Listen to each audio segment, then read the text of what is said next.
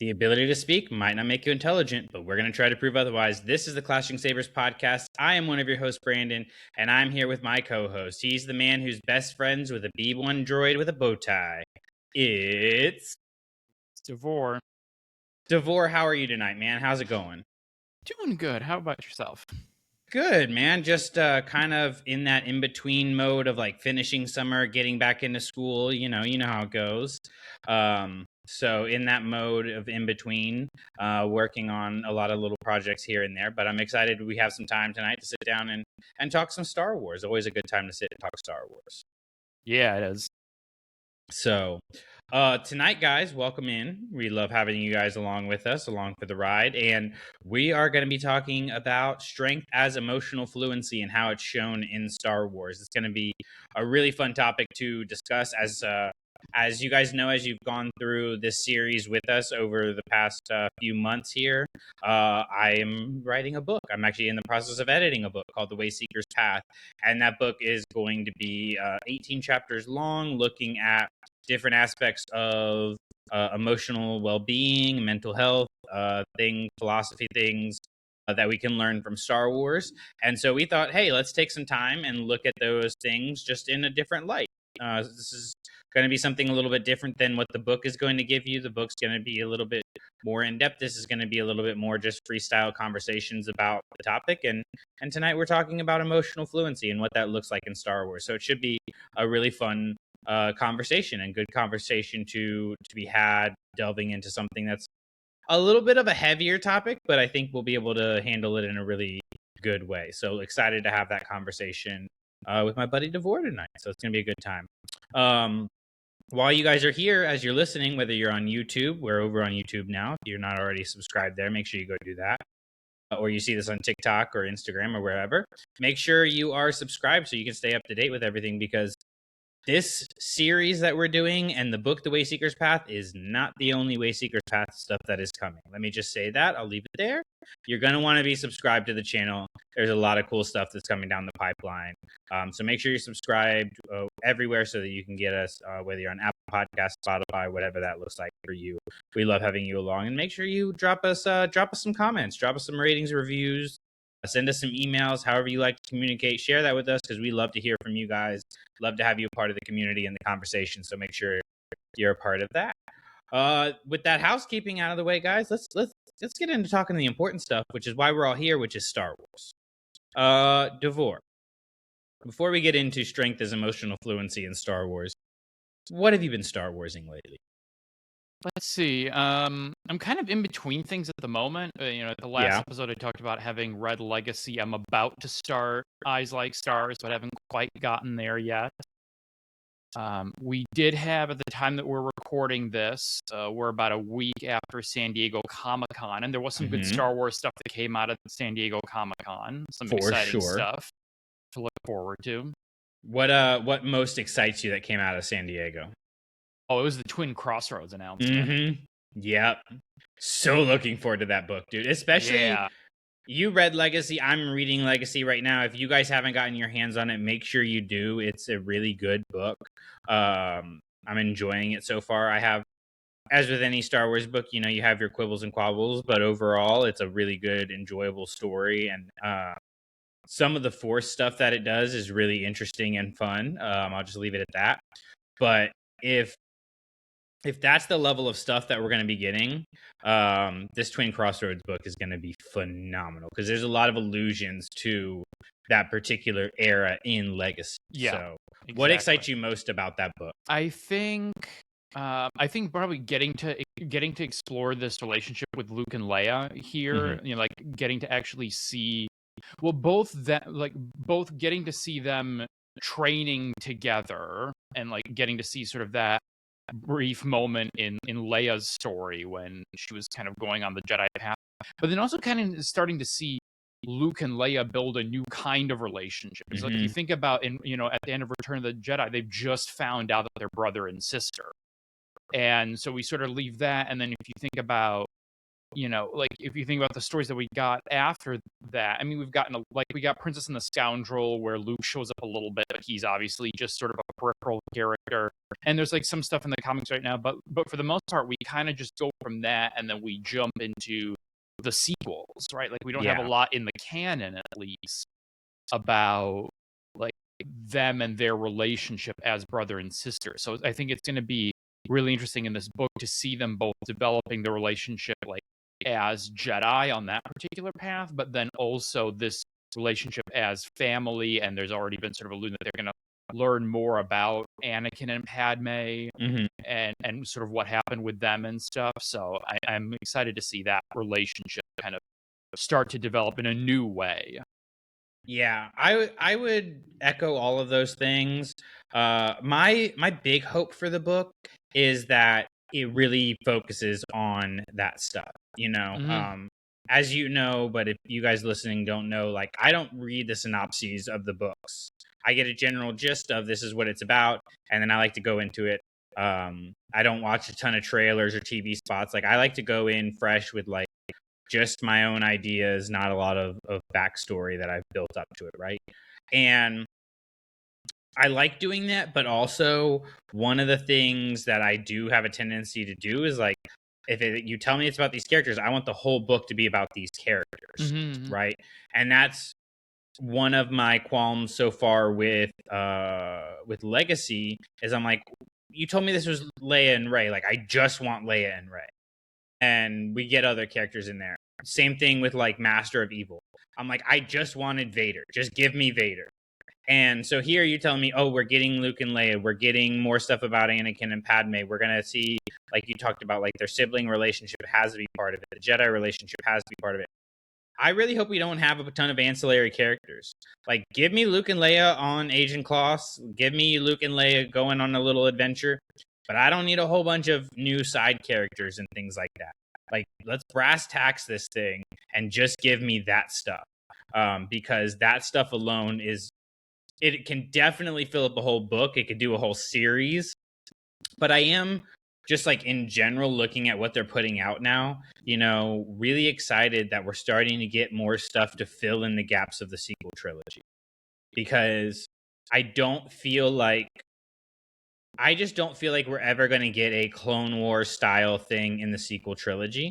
There's just not a ton of time in there. Now, hopefully we'll get something in the dark times in between, or not dark times, but the New Republic time rather, between Return of the Jedi and Force Awakens. We've talked on here about getting a Luke series and stuff like that. Hopefully we'll get that. But I think there's also the I can't remember exactly what they're calling it, the comic series that's going to be about the fall of Ben Solo and the rise of Kylo Ren.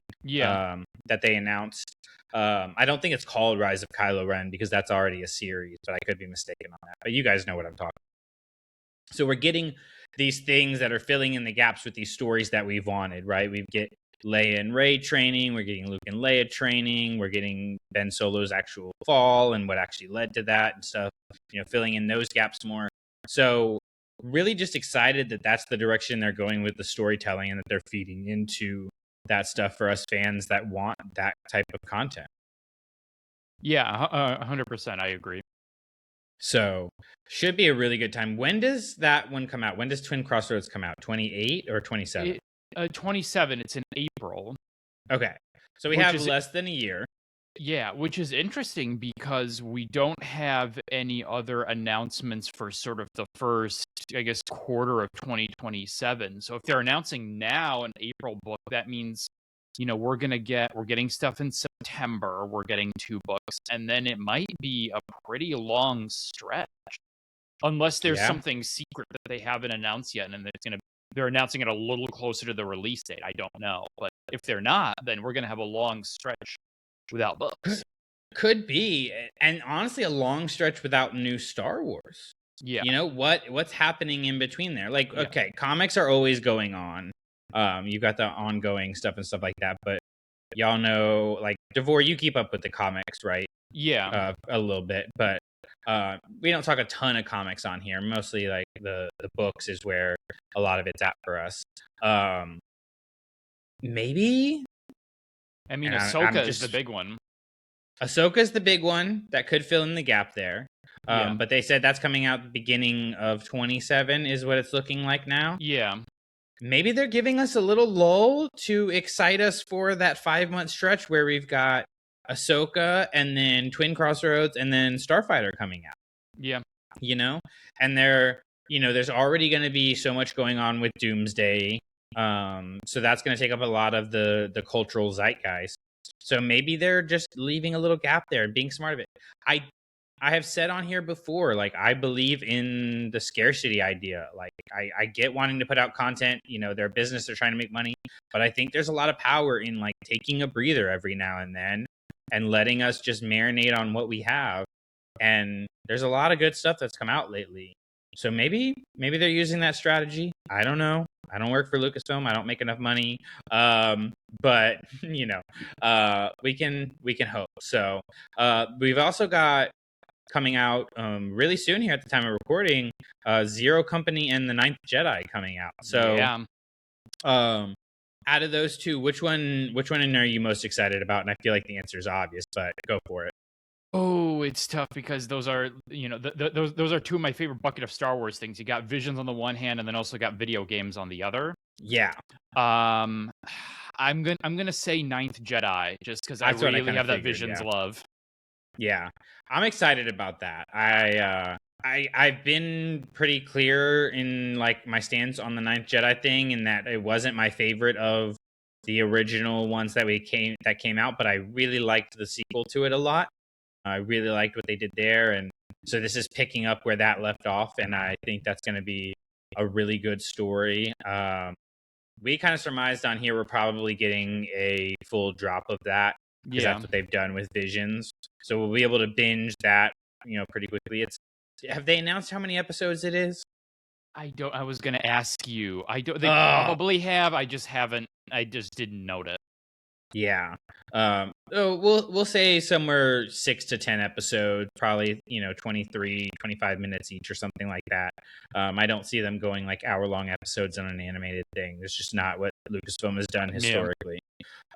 So excited to see that. Excited just to see more long-form, non-canon storytelling.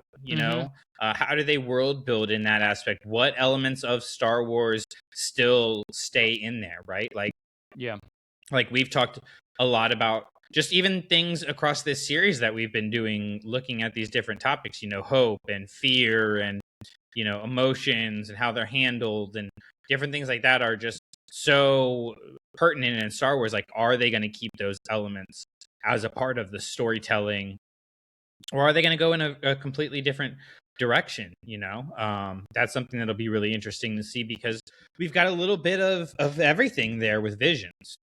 Yeah, exactly. And it's sort of interesting. You talk about that in terms of like, the sort of Visions experiment. And if you think, like, one thing about the Ninth Jedi is like, if you take all of the Visions shorts and content that we've gotten, and you put them on in terms of a continuum of like, can fit within Star Wars as we know it, or is like really outside of Star Wars as we know it. Like, Ninth Jedi is kind of closer on the first end of like closer to Star Wars as we know it. Like, it still is obviously different in a lot of ways, but it's still it still largely sort of fits the hue. Like, it doesn't do like some of the more wilder things that some of the other Vision shorts do, either in terms of like the style that we get in terms of animation or whatever, or even just the sort of ideas or concepts, or the way they kind of remix things. So it's sort of like it's sort of not surprising, one, that Ninth Jedi, that fans kind of latched on to Ninth Jedi to the extent that they did, and also that it is one of the ones that they have kind of gone and said, okay, we're really going to flesh out this world, because it does hew relatively close to the Star Wars as we know it. For sure. And like the dynamics of the characters is very similar, all of that stuff. Like, you're not completely redefining the world. Like with, I think that was, something that like the Ronin novel did that really hurt it a lot, was it completely like took these names and ideas that we had and completely redefined them in ways that were sometimes 180 degrees different from what we have in Star Wars canon, and it was just hard to keep up with all the strings and where everything went, right? And Ninth Jedi didn't do that, and I've heard, and I think this makes a lot of sense, that like this is like a testing ground to see if we're going to get more long form Visions things. Mm-hmm. I don't think this will be a moratorium on Visions as a whole. Like, I think Visions itself is pretty safe in terms of getting future seasons of the shorts. But in terms of getting longer forms like this, like I know there's talk out there about continuing on the Ronin series, and longer form. Um, there's other stories that have, even the twins has potential for future storytelling. I'm just like, they're all just coming through my head right now. It's kind of like there's literally any of them, Yeah. because so many of them kind of like end at this turning point. Like, could you imagine a Screecher's Reach Oh man. series? Like, what happens after she gets Yeah. on that ship? Yeah. Like, there's a lot of potential for this. And if I think the biggest thing is like really how they're handling the cost of it. Like, is Lucasfilm taking on a lot of the cost, or are the production companies taking on a lot of cost? Like, what's that there? Because if it's bringing viewers to Disney Plus for them, I think that you have a lot of potential there. So what about Zero Company? Tell me about that, because I'm not a huge gamer. You're more Mm-hmm. the video game person. Why are you? Because I really thought Ninth Jedi was going to be far and above the thing you were more excited about, and you said you're pretty equal. So what's exciting for you about Zero Company? I mean, there's the element of new Star Wars game. As someone who likes Star Wars video games, it's always great For to get sure. a new one. So there's that. It is nice to see them in the video game space kind of branch out a little bit, because a lot of the stuff in Star Wars video games has hewed into the kind of Empire Dark Times period. So it is nice, even though we have a lot of content obviously in the Clone Wars, it is still nice to get a video game that is set in a period that is in the, we don't really have much of that, at least on the canon side of things. So it is nice to see them kind of branching out a little bit in terms of like what kind of stories they're telling in the form of video games. It is, in terms of the game style, it's not one that I have much experience with, because it's turn-based tactics, which I've not played a lot of those games. So it'll be sort of it'll be an introduction to me in that way, in terms of a different kind of game. So yeah, we'll see. Yeah, I think it'll be interesting to see. I'm not a big gamer. I'll probably see if it's worth watching on a YouTube playthrough or something like that. Like I've done with like Jedi Survivor and Inferno Squad and stuff like that, Battlefront 2 and things of that nature.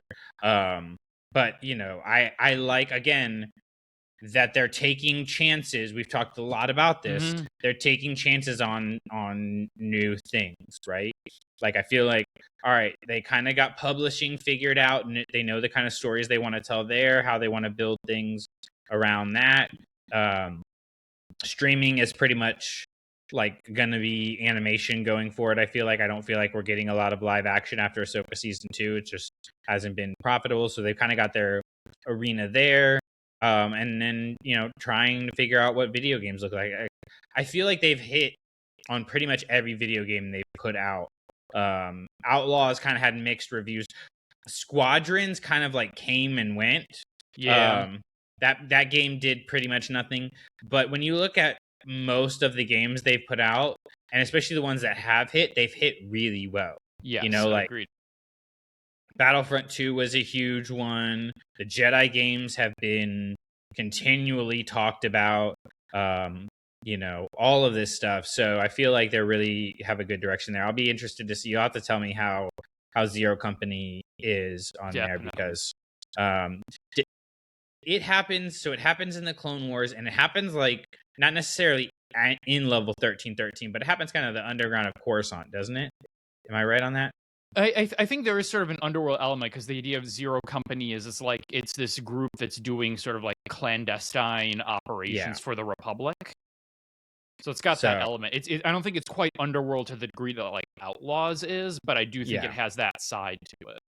which is always cool to explore more of that. I feel like that's an arena of Star Wars that can continue to expand and grow, which is really, really interesting. So we'll have to see how everything turns out. It's definitely a lot of exciting content coming down the pipeline. You guys know we're going to talk about it on here, whether it's when we're Star Warsing or we're catching up on Don't Burn the Sacred Text stuff. So, we'll talk about Twin Crossroads there.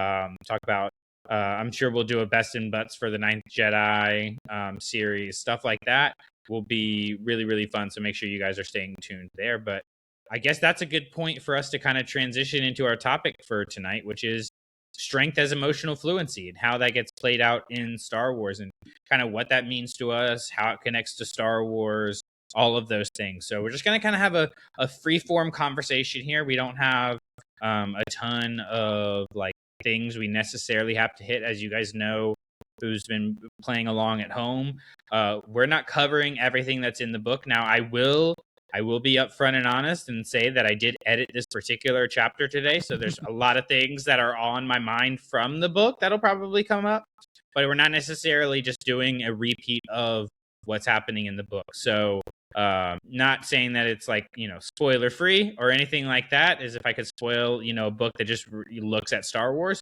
but it's going to be a little bit different. It's going to have a twist on it. So I think kind of the point where I want to start with this conversation is not necessarily even around Star Wars or even strength as emotional fluency as the whole concept, but really what does emotional fluency mean to you? Because I think we have to start with our definitions of emotional fluency first to be able to have a conversation about how it's expressed in Star Wars. So Davor, for you, what does emotional fluency mean?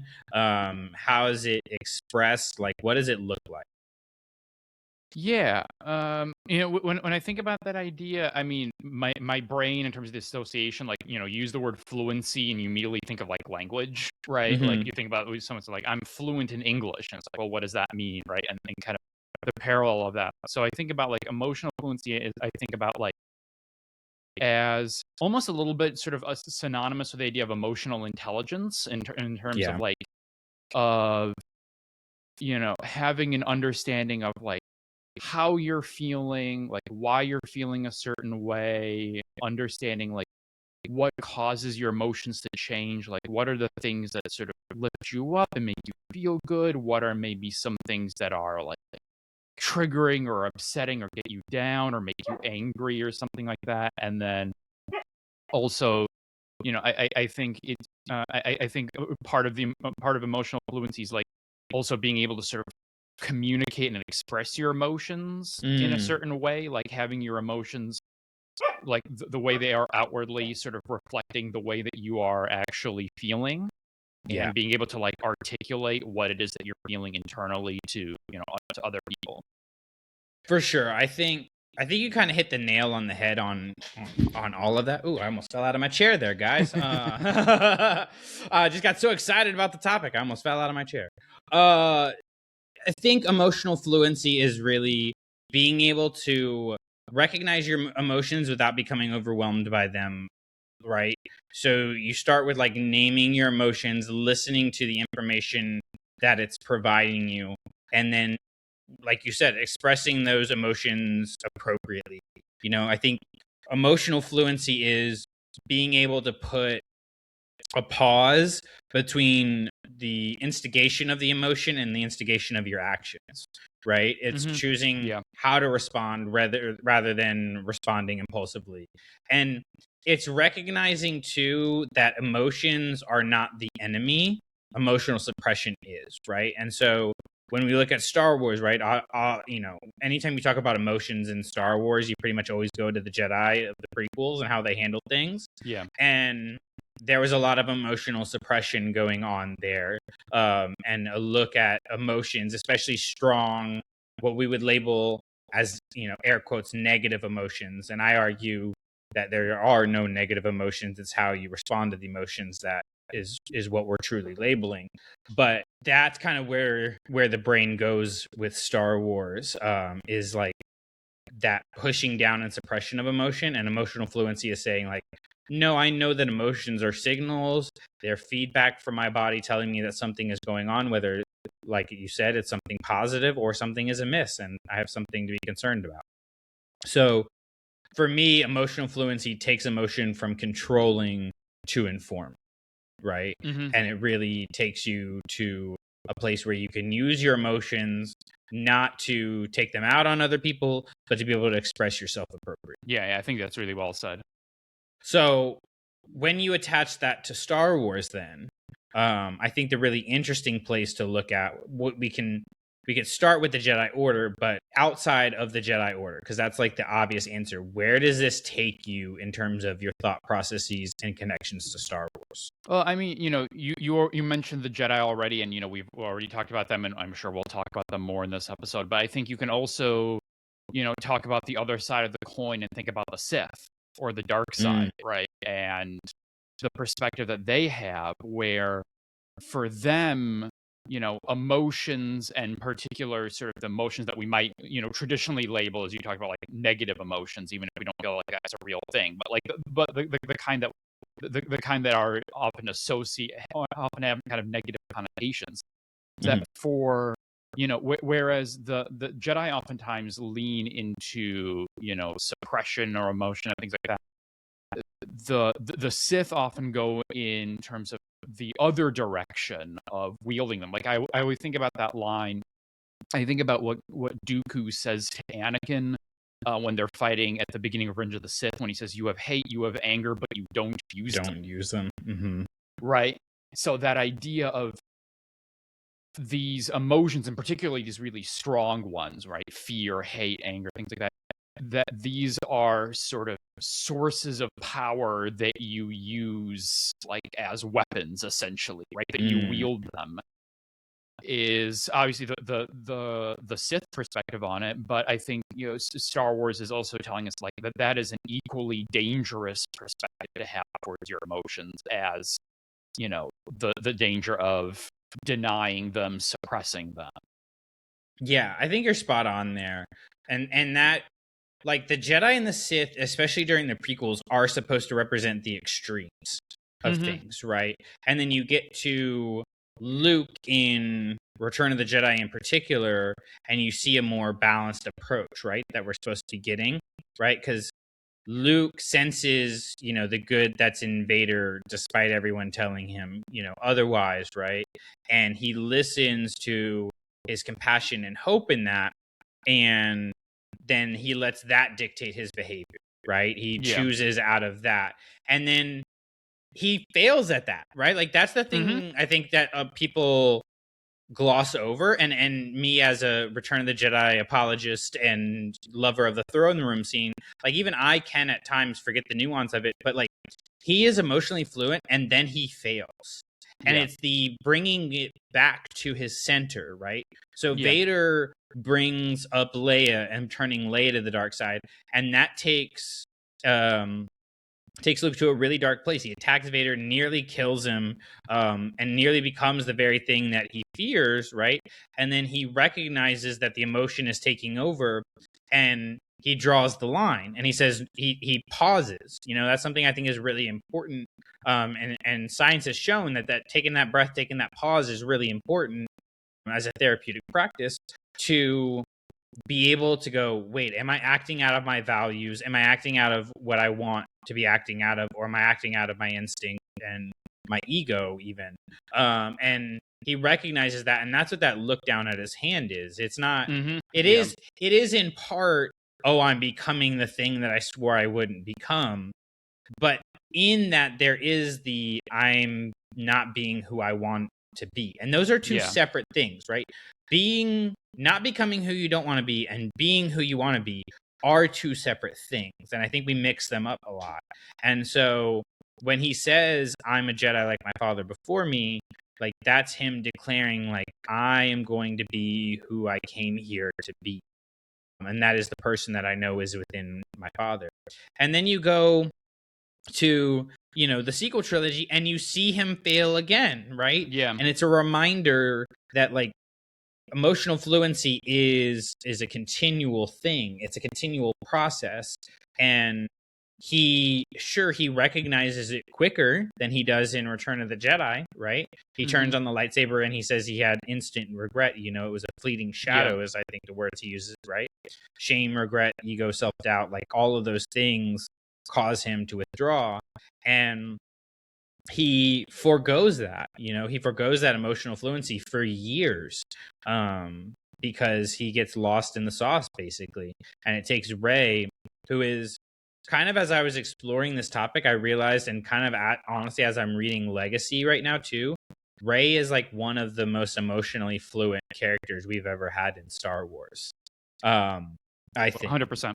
You know what I mean? And so she's able to pull him back because that little kernel that we have of Luke in Return of the Jedi, like that moment in the throne room, like Rey is that all the time. And that's what makes her a really interesting character, is she has all these reasons to be all these things, and she does start to slide towards those things in The Rise of Skywalker, into those darker, more aggressive feelings, into kind of beating herself up, into she even goes to Octo to be like Luke, and he's like, dude, you missed the point. Like, yeah. That wasn't the thesis of the last movie. And so Rey is able to pull Luke back into things. But I just, in exploring like Luke, it automatically like leads to Rey nowadays, because we have the sequels.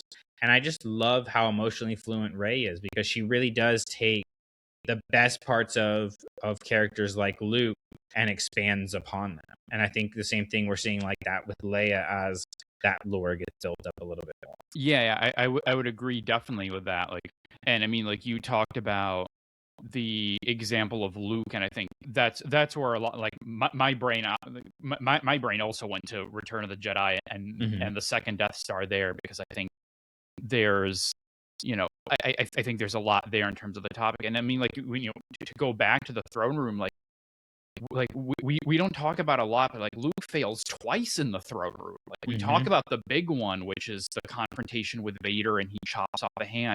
But before that, even after Palpatine sort of reveals the, like, it was I who allowed the alliance, all of that, he then goads him with the lightsaber, and Luke takes the bait. Right. Yeah. He's like, take it, strike me down. And Luke kind of goes back and forth, and, is not sure. And then he ultimately calls the lightsaber to him, and he's going to do it, but for Vader stepping in there. So he's really conflicted in that whole scene, where like he first shows up and he's very confident in terms of, like, soon I'll be dead and you with me. Like he really feels like he's got the situation under control. But then once he realizes that, no, there's actually something else going on here, he gets rattled, like, and he's immediately, he's immediately struggling with those emotions. Well, and that's the thing about being emotionally fluent, is it's not about being perfect. It's not about never losing control. It's really about returning to your center, returning to the core of who you want to be, right? And I think one of the like great examples of that we have gotten in the streaming era is getting the Obi-Wan Kenobi series, right? Because there's a lot of arguments, and I am one to make those arguments, that Obi-Wan in the prequels is one of the least emotionally fluent characters that we have. He's very much shutting down his feelings, shutting down his emotions. We even see it throughout the Clone Wars, shutting down Anakin's emotions. And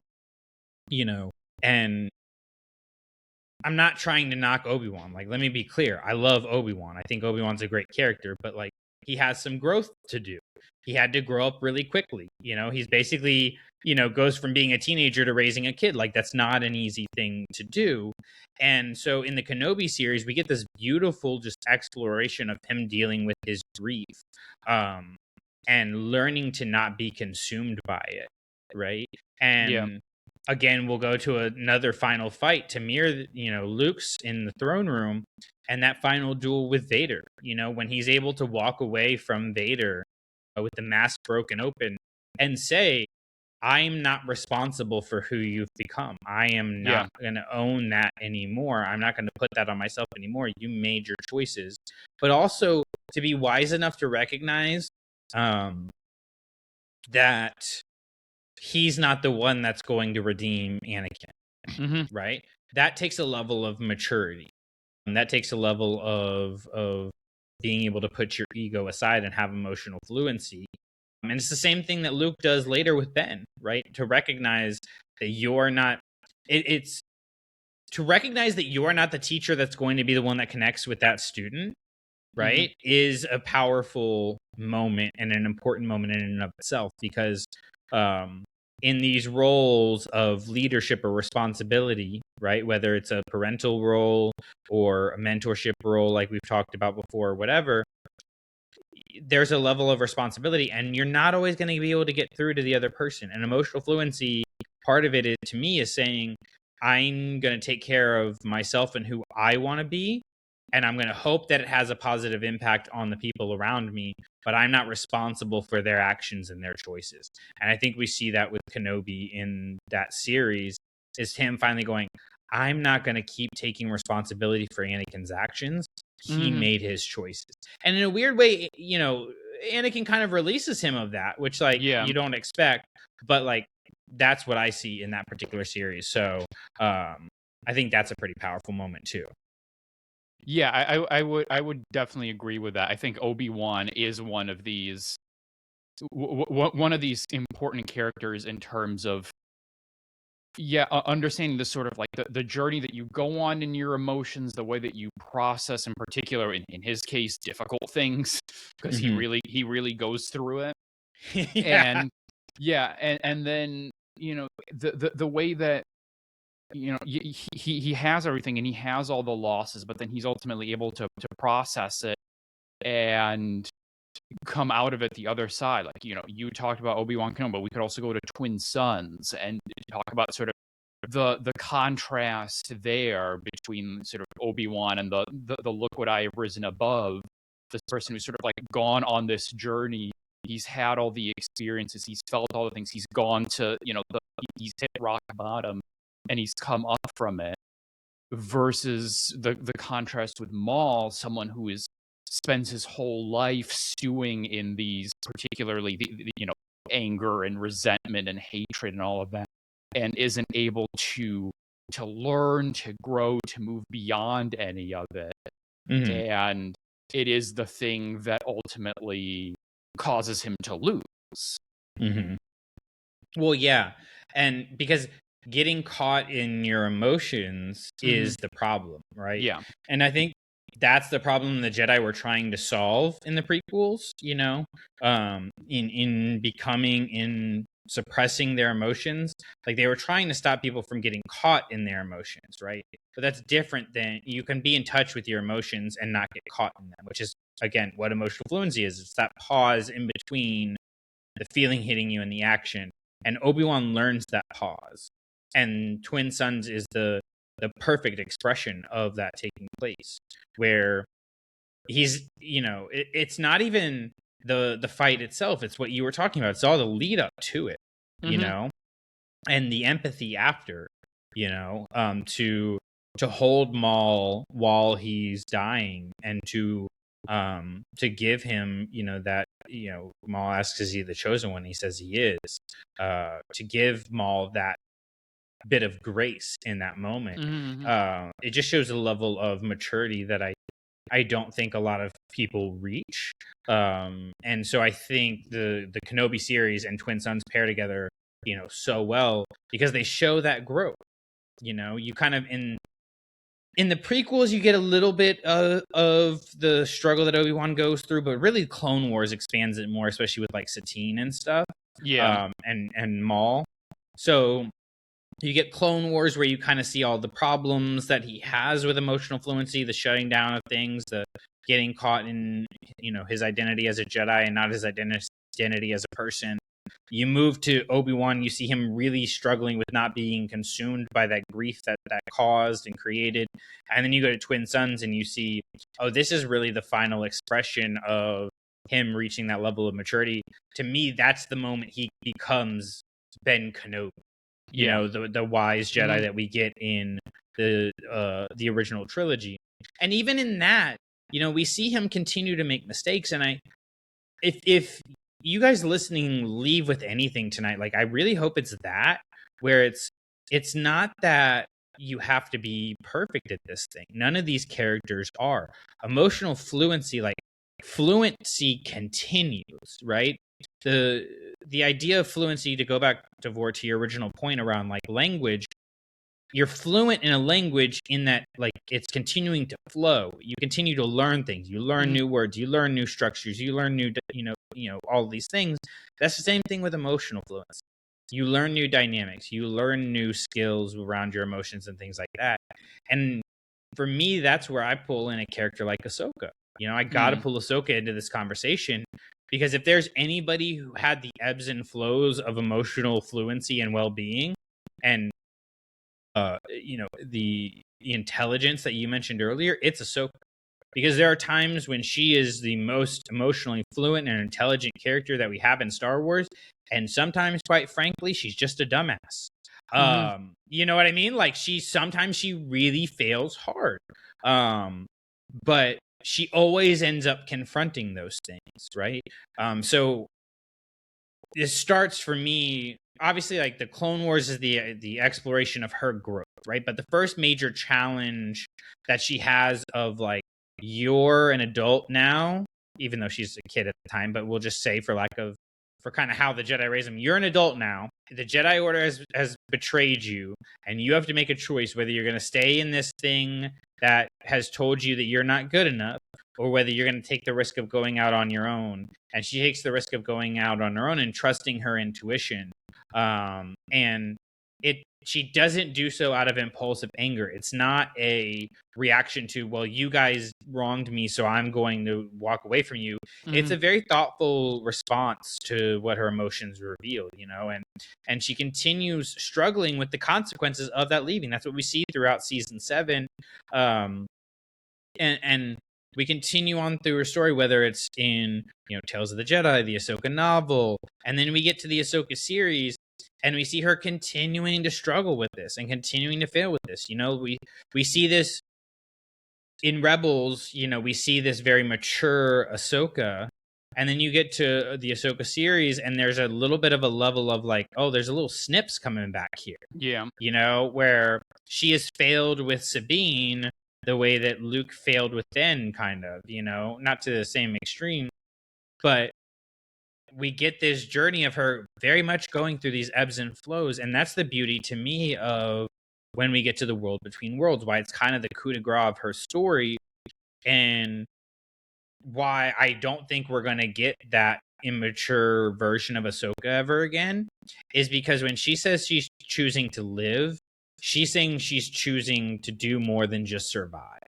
And she is choosing to be in touch with who she's supposed to be, right? And really like walking away from things that don't align with her anymore and don't serve her anymore. She was holding on to these beliefs, whether it was around not training Grogu or not training Sabine or whatever. She's holding on to these beliefs that something bad is going to happen the first time that she sees something negative. And that's just not true. You can't know, right? And that's where that emotional intelligence and emotional fluency comes in.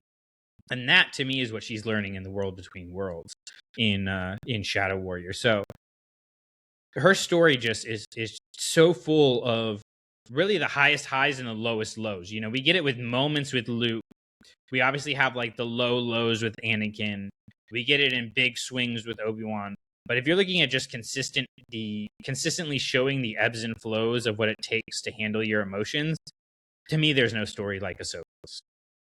No, I would definitely agree that she's one of the good examples in terms of, as you said, sort of navigating all of these really difficult situations and these relationships that are, of people that come and go, and sort of like, how do you still sort of maintain yourself and being true to who you are in the midst of a lot of pressure to go in a lot of different directions?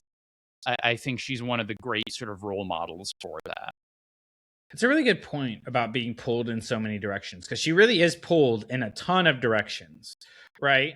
at every point in her story. You're a rebel, you're a resistance fighter, you're a Jedi, you're not a Jedi, you're, all of these things. You're a hero, you're a villain, like depending on who she's talking to and what point in the story she's talking to them, like she's so many different things. Like it's she has to really learn to not let other people's perspectives weigh on her more than they need to, right?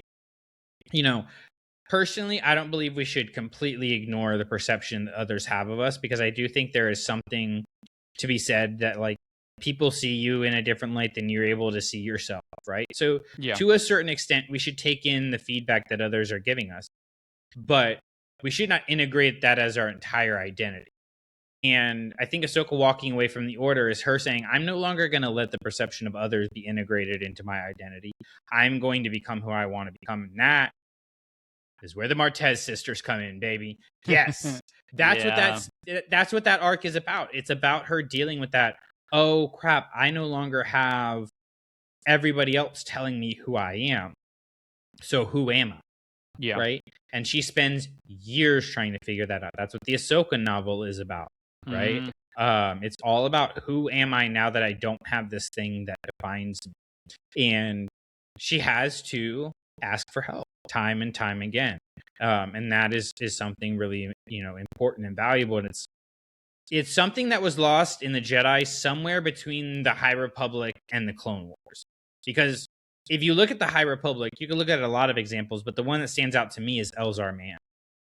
In terms of, he is always able to ask for help. Like, he's not afraid to ask for help. He has these big emotions, right? Especially like the fear and guilt around his relationship with the dark side. And instead of pretending that those things don't exist, he acknowledges them. He confides in Avar. He asks Orla Jareni for help. The Wayseeker Orla Jareni, shout out Wayseekers. Like, he really works hard on naming his emotions and deciding how he wants to respond to them. And we see him fail. We see him fail when he kills Chancey Yarrow, on Starlight Beacon, and that weighs on him a lot. But he stops himself before reacting instantaneously after that, and even before that, he works on it. So it's this ebb and flow where it's like, you're never perfect in it, but it takes a trusting of other people to be able to be the help you need. Because maybe you disagree with me on this, and I'd love to push back if you do, but I don't think we can become emotionally fluent without other people. 100%. Yeah, you're right about that. Yeah. Okay. Because, like, so much of our emotions is impacted by our environment. Yeah. Right? Look at, a kid.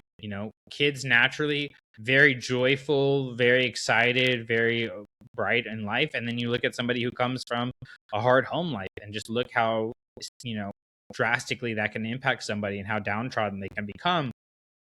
We're very much impacted by our environment, and all our environment is the people that are around us and the conditions that they put us in and put us in relationship to. And so Elzar is one of those people who really works on, hey, like, I know this is bigger than me and I need help. And even when he takes, like, the big jump, him and Avar jump into a relationship, there's thought and intention that goes behind, like, is this the right thing to do, or are we acting out of our emotion? So and he works through that with Avar. So sometimes emotional fluency is recognizing that you need other people's help, because other people helped get you in that situation, and maybe it's the same people that helped get you out. But Star Wars also tells us, as we've looked at throughout this particular episode, sometimes the people that got us in the mess aren't the people that are going to get us out of the mess. Exactly. Luke didn't get Ben out of the mess. Ahsoka didn't get Anakin out of the mess. All of these things. So that, I think, is really important too. Yeah, agreed. So with that in mind, are there any other characters that, like, pop to your mind? Because, I mean, I could go on so many. We could talk more about Rey. We could talk about Cassian. We could talk about Cal Kestis, like, all of these characters. But, like, is there anybody we haven't talked about that you're like, this person really comes to mind as somebody that I think is really emotionally fluent, and that's one of their strengths. I think the other one that we haven't talked about that immediately comes to mind is Qui-Gon. Mm. I think Qui-Gon is a really good example of somebody who, I mean, he obviously has a lot of that sort of like moral clarity and that idea of like, I know, like I'm listening to the Force and I'm trusting it and I'm going to kind of follow it in the direction that I think I need to go, or that it's telling me to go, even if that means that it puts me into conflict with my Padawan or my other Jedi colleagues and things like that. But I think sort of related to that and connected with it is that sort of that kind of emotional management. Like I think like I go immediately to the Duel of the Fates, and Mm-hmm. you go to the moment where he turns off the lightsaber and he sits down Meditates, yeah. yeah, and goes into meditation. Like, and you think about the sort of like the contrast there in front of him and behind him, where like in front of him he's got Maul, and of course Maul is there sort of like walking back and forth, just waiting for the moment when he can strike Qui-Gon again. And then of course behind him you've got Obi-Wan, who is just like full of this just like energy of like ready to go. And Mm-hmm. a little bit later when he strikes Qui-Gon down, when Maul strikes him down, like you have him behind the gate and he's bouncing on his feet and he's just like ready to, as soon as the door comes down, to just charge at it. And Qui-Gon is sort of just like, he's like, okay, like I'm in this this difficult situation, very emotional, very intense, very high stakes. I'm just going to take this moment to just center myself and Mm-hmm. get ready for whatever comes next. Yeah, it reminds me of, I'm going to give a very minor and, as far as I know, relatively unimportant spoiler for Legacy. But there is a moment in one of Leia and Rey's conversations where they're talking about Luke and meditation. And there's conversation about meditation is not about getting in your head, it's getting your head out of your body, right? It's about getting out of your body and being able to recognize what's going on around you. That to me was a really powerful statement. And I think that's what Qui-Gon's doing in that moment. It's getting out of his head, getting out of the anxiety of the duel, getting out of whatever muscle fatigue he has going on, getting out of the swell of the dark side that is probably surrounding him because he's got a Sith in front of him for the first time in a generation. All of these things that he has going on, and he just, like you said, he centers himself, but he also removes himself from the situation a little bit and is able to find that clarity so that when those doors do open, like, does he go out swinging? Absolutely. But Liam Neeson does such a great freaking job with this. There's no anger or aggression coming out of that, right? Like, does he go on the offense? Absolutely. But he's not doing it out of a need for control. He's not doing it out of a need even for victory. He's doing it because, to him and his values, standing up to a Sith is the right thing to do. Standing up to the dark side is the right thing to do. So he's not doing it for outcomes. He's doing it for values. And I think that's really the thing that is the most powerful with Qui-Gon, is he always acts out of his values and never out of his emotions, never out of the situation. And that really is the ultimate expression of emotional fluency, is acting out of your values. Yeah, absolutely. Like, it's not, it is not the case for all the things that we talk about, like with the Jedi and the suppression of emotions and whatnot. And they do, obviously, they go in the wrong direction in a lot of ways, to negative consequences. Like, at the end of the day, like, you go to that Anakin line in Attack of the Clones when he's talking to Padme, and they're talking about whether Jedi are allowed to love or not. And Anakin gives a speech, and sometimes as fans we kind of like eye roll when he's talking about, like, well, Jedi are encouraged to love, and like, oh, he's like finding a little loophole. But no, what he's saying is actually true. It's right, yeah. Yeah. When he's talking about, like, yeah, attachment is forbidden, possession is forbidden, but like compassion is important to a Jedi life. And George has sort of said that outside of Star Wars too, is like that the way that he was portraying the Jedi and the Jedi Code is like, it's not that they can't love. Like, that's not what he's saying. Like, they're not robots. Like, that's not the Jedi ideal. Some like detached, emotionless, like automatons who don't react to it. what's discouraged or what's not is those, attachment, possession, right? Those sort of like strong emotions where you allow your emotions to take over. Mm-hmm. But things like compassion, caring about people, like that is essential. Like, you can't be a Jedi without. Well, and Qui-Gon is those things, even in that moment, right? He's not attached in when he's attacking Maul after he meditates. He's not attached to any outcome. He's not possessive over Obi-Wan's future. He is not possessive over, I need to win this for Anakin. He is, again, acting out of his values, and his values are fighting for justice and peace, and he views the Sith as the opposition to that, right? And it's interesting that you stuck on with Anakin's quote the compassion aspect of it, because the part that always sticks out to me is the unconditional love.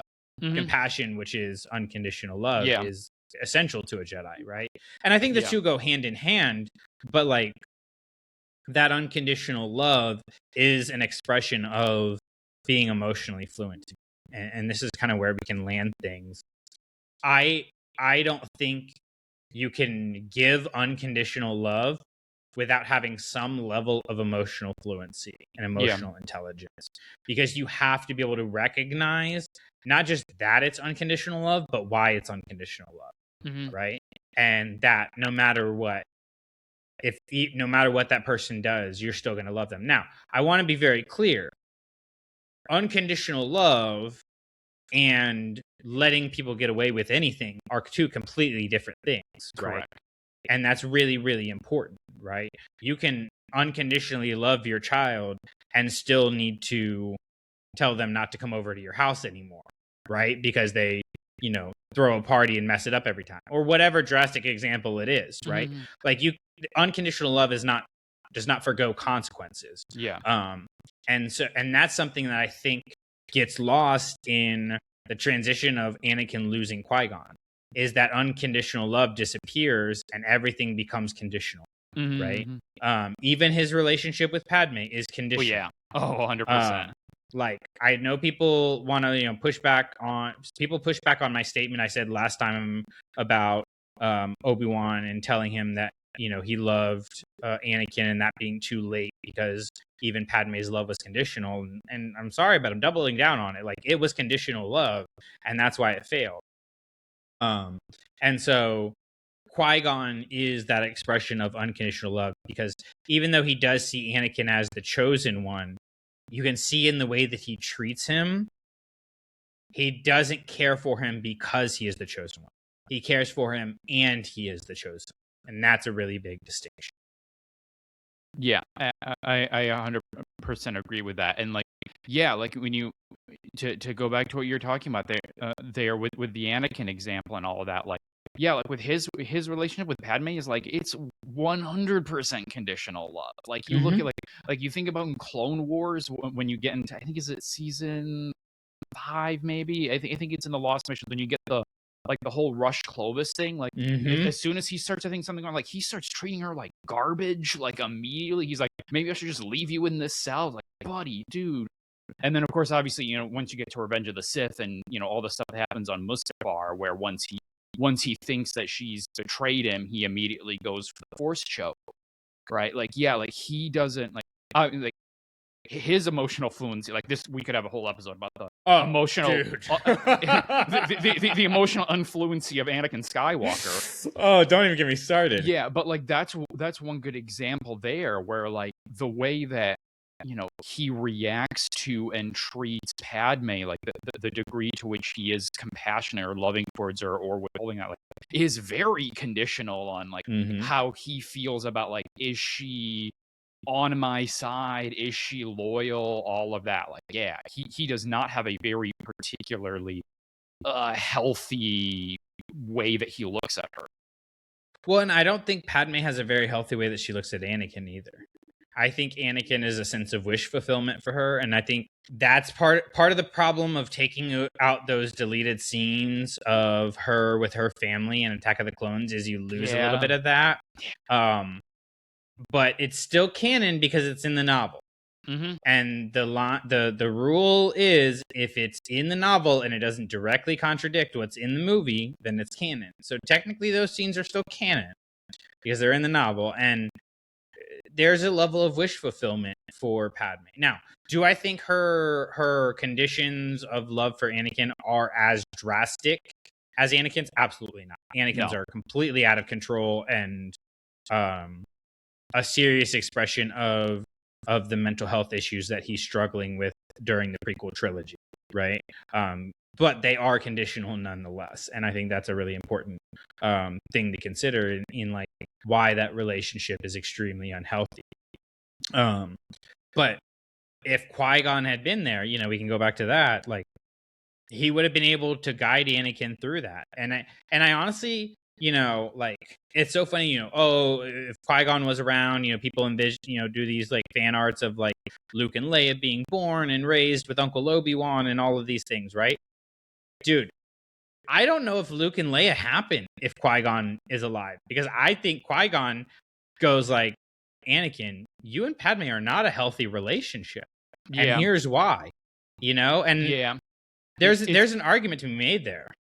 Oh yeah, 100%. It's the thing that people get wrong about Qui-Gon Jinn, about like he is not some like hippy dippy guy. Like he, like think about the moment when he tells Anakin that he's free and all that, and then Anakin obviously has the like, I'm gonna go with you in a starship, and he immediately goes like, this is like it's not an easy challenge. Even if you succeed, it's a hard life, right? Like he is not promising him that like, oh yeah, you're gonna like, it's going to be fun times and adventure and excitement. No, he's telling you this is a very challenging way of life.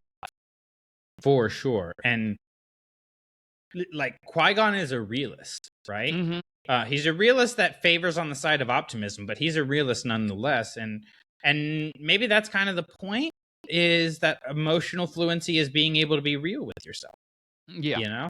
Maybe that's kind of like the millennial Gen Z way of putting it, is like just being able to be real with yourself is being emotionally fluent. Recognizing when you're angry and then not doing anything about it, right?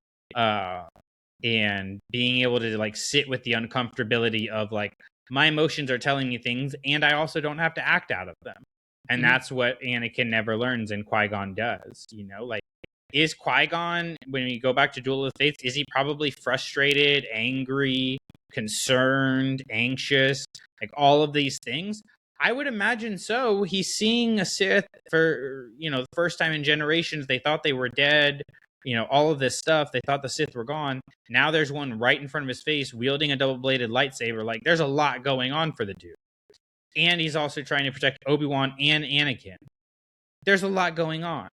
But he doesn't act out of those things, and that's kind of the core, I think, of emotional fluency, is giving yourself that pause to do that. And yeah, I think that kind of wraps up my thoughts on it. Do you have any kind of closing ideas or thoughts on how emotional fluency is expressed, particularly in Star Wars, or what it looks like? No, I don't think so.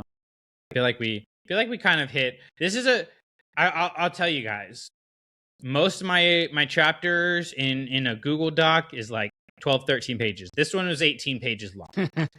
This is one of the longer chapters in the book, all right? Because this is a really deep topic, and there's no perfect way to explain it.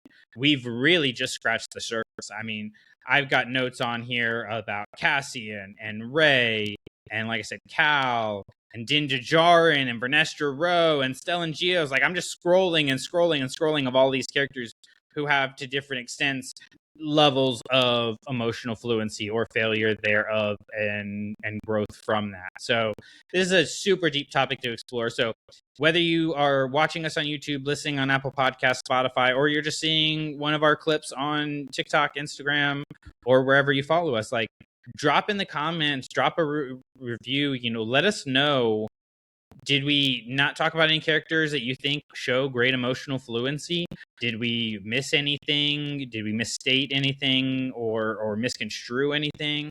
Or were we spot on? Do you agree with us? And do you agree with us, but for different reasons? Like, that's what this is. Like, this is a conversation that Davor and I are having, but it's not a conversation between Davor and I. It's a conversation between all of us, because I think all of us as Star Wars fans need to be talking about this kind of stuff. Our world needs to be talking about this kind of stuff, but we have a chance with Star Wars, with these stories that George and the creators after him gave us, to have these kind of in-depth conversations about such hard topics as this. And I think we learn and grow from it. So it's definitely a good experience. So make sure you guys are jumping in to be a part of that wherever you're following us. Davor, if people want to keep up with you or learn more about what you're up to, where can they find you? All right. You can find me on social media. I'm over on Blue Sky at Bemondum. You can also listen to me as a co-host over on Space Swifties, a Star Wars and Taylor Swift podcast. That was my wife, the one and only Meg Dowell. Fantastic. And final little plug I'll give here is, if you guys aren't already over on our Patreon, of course, Amanda and I released an episode of Don't Burn the Sacred Text, but she's got stuff coming out over on Patreon. Make sure you're over there, not because we want your money to be able to buy new equipment or go to Celebration or anything like that. We have a different mission, and that's putting Star Wars books into classrooms across the country. So I want you to go over to Patreon, but more importantly, with the new school year starting, teachers are getting their rooms ready. As I said earlier in the show, I'm getting stuff ready for the start of the school year. We want to put more Star Wars books in the classrooms. So make sure you guys are going over to classroomsabers.net and nominating a teacher, whether they are public school, private school, K through 12, wherever they're at. We want to send them books. So please make sure you go over there and nominate a teacher today, whether that's you, your kid, your parent, your friend, or just your kid's teacher. I would absolutely love to have just some kids that just every year their parents start submitting their new teacher, and we just give that new teacher books, and this kid is just known as the Star Wars book kid. Let's make that happen. And you can do that over on clashing-sabers.net. So, Davor, thanks for having this conversation with me. Always fun to sit down with you. But I really am embarrassed for the both of us that we didn't talk about the most important characters who show emotional fluency in Star Wars. We really should be better at this by now, but we got to talk about Bad Jake. Hi ho.